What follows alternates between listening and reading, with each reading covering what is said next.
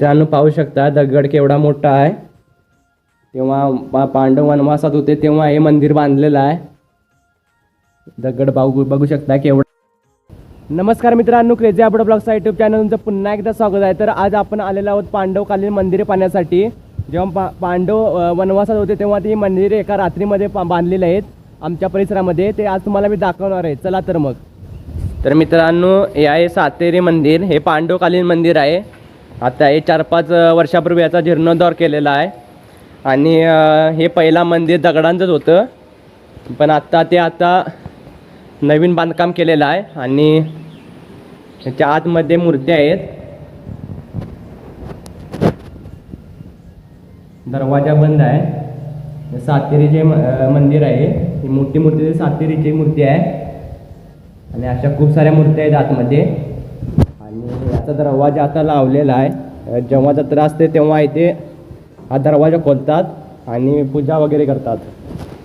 तर मित्रांनो आता आपण चाललेलो आहोत मानकेश्वर मंदिर आणि कोरजाई मंदिर वगैरे आहे तिकडे आणि मध्ये इथे वळ आहे। मित्रांनो इथून पाणी पण वळेला खूप आहे, असं खूप पाऊस चालू आहे 2 दिवसापासून। मित्रांनो बघू शकता केवढे पाणी आहे वळेला। हे बघा वळेला केवढं पाणी आलंय। मित्रांनो आपल्याला ही वळ पार करून त्या साईडला जायचं आहे।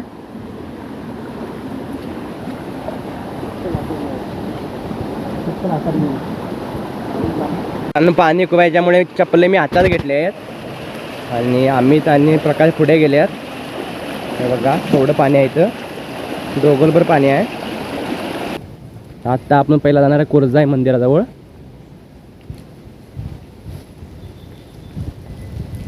मित्रांनो आता आपण चाललेलो आहोत कोरजाई मंदिरामध्ये। आता कडी लावलेली आहे ते उघडतोय अमित।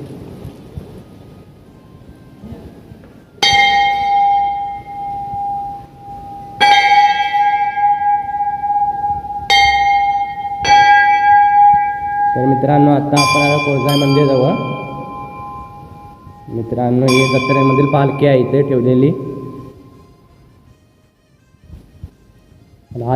तर मित्रांनो ही जी मोठी मूर्ती आहे ती कोरजाई देवीची मूर्ती आहे। तर मित्रांनो इथे कुलूप लावलेलं आहे त्यामुळे तेवढं स्पष्ट दाखवता येणार नाही। तर मित्रांनो इथे हनुमानाची सुद्धा मूर्ती लावलेली आहे इथे। जेव्हा पांडव वनवासात होते तेव्हा एका रात्रीमध्ये हे मंदिर बांधलंय। कोरजाईचं मंदिर देखील असं होतं, पण 5-6 वर्षापूर्वी जीर्णोद्धार करून नवीन बांधलेलं आहे। तुम्हाला दाखवतो।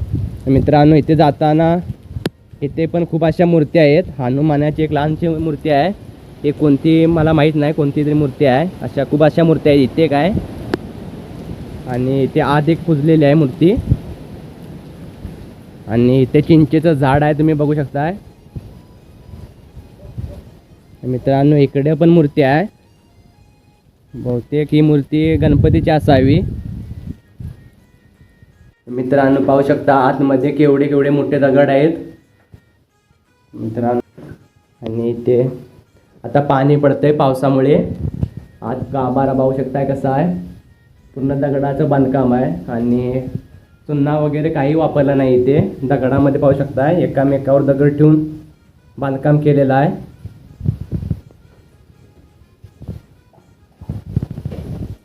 मित्रांनो आता आपण चाललेलो आहोत महादेवाच्या मंदिराकडे। येथे महादेवाची पिंडी आहे, ते तुम्हाला दाखवतो।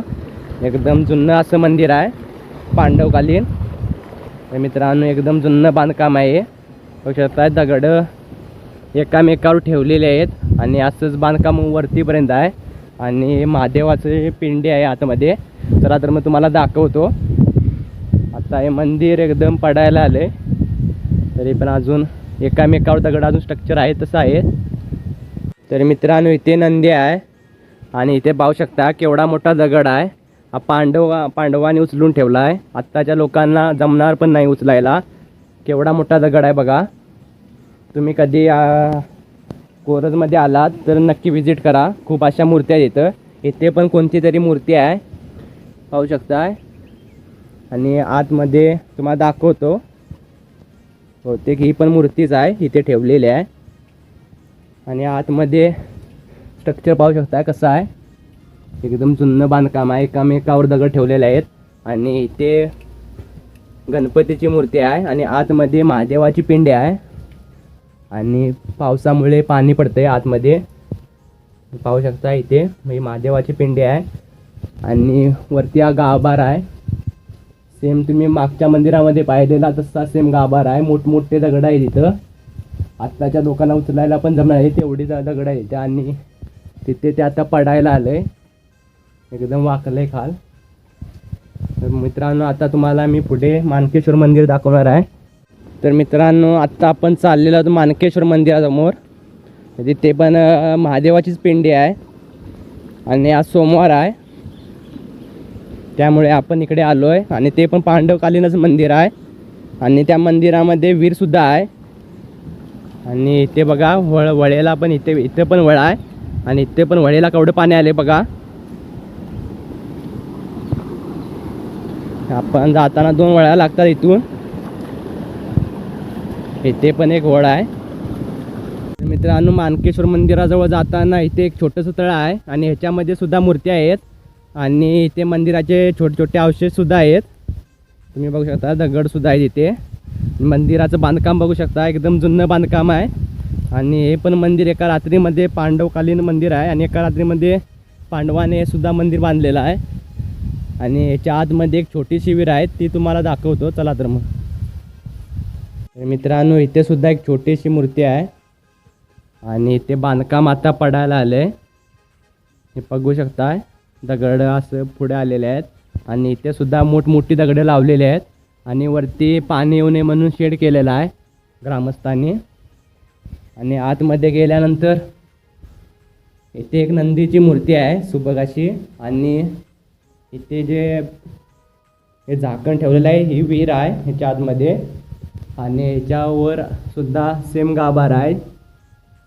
एकदम आतमध्ये आला थंड वाटतंय. आणि दगड पाहू शकता केवढे मोठे आहेत. इथे मित्रांनो पाहू शकता दगड केवढा मोठा आहे. तेव्हा पांडव वनवासात होते तेव्हा हे मंदिर बांधलेलं आहे. दगड बघू शकता केवढा मोठा आहे. आणि इथे 4 स्तंभ आहेत असे मोठे. इथे एक आहे, तिथे एक, आणि असे 4 स्तंभ आहेत. आणि इकडे इथून आला तर इथे गणपतीची मूर्ती आहे आणि या साईडला महादेवाची छोटीशी पिंड वगैरे केलेली आहे. स्ट्रक्चर आहे लहानसं. आणि त्यानंतर इकडे पुढे पण मूर्ती आहेत, इकडे पण मूर्ती आहेत खूप अशा. ही सरस्वतीची मूर्ती असणार. अशा खूप अशा इथे मूर्ती आहेत, गणपती वगैरे आहेत त्याच्यामध्ये. आणि इथे पण ही पण कोणती तरी मूर्ती आहे. आणि आतमध्ये या साईडला नागिनीची एक मूर्ती आहे आणि तशी लहान पण नागाची एक मूर्ती इथे ठेवलेली आहे. आणि इथे छोटासा एक नंदी आहे.